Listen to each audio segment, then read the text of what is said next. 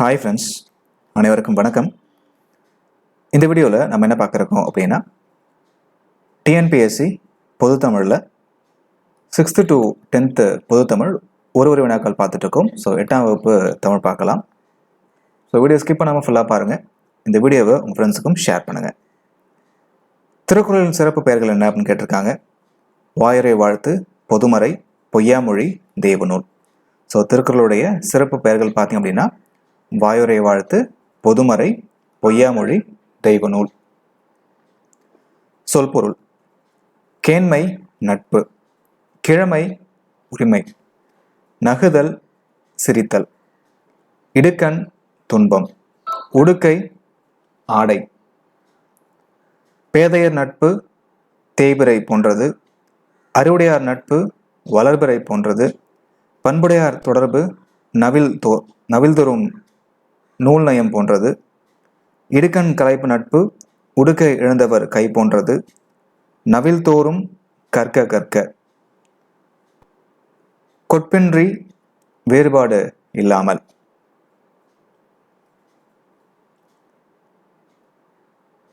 தமிழ் வளர்த்த சான்றோர்கள்: வீரமாமுனிவரின் காலம் 1680 1747 வரைக்கும். வீரமாமுனிவருடைய இயற்பெயர் கான்ஸ்டாண்டின் ஜோசப்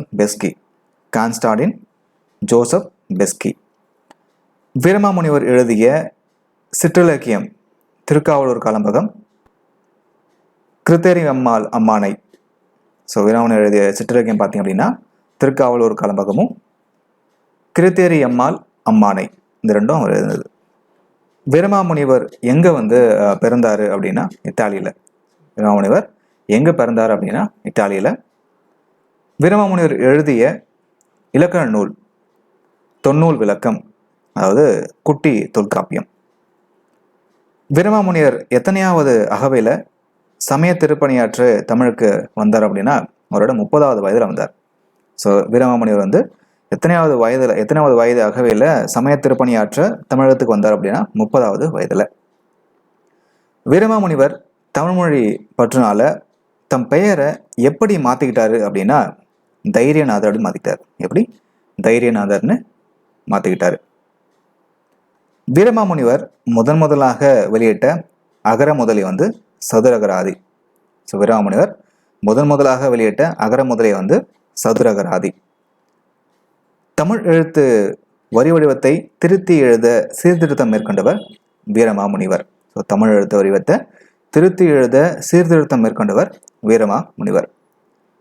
வீரமாமுனிவர் இயற்றிய நகைச்சுவை நூல் பரமார்த்த குரு கதை. வீரமாமுனிவர் இயற்றிய நகைச்சுவை நூல் பார்த்தீங்க அப்படின்னா பரமார்த்த குரு கதை. வீரமாமுனிவர் தமிழ் முனிவர்களுள் ஒருவராக விளங்குகின்றார் என வீரமாமுனிவருக்கு புகழாரம் சூட்டினது யாரு அப்படின்னா ராபி சேத்துப்பிள்ளை.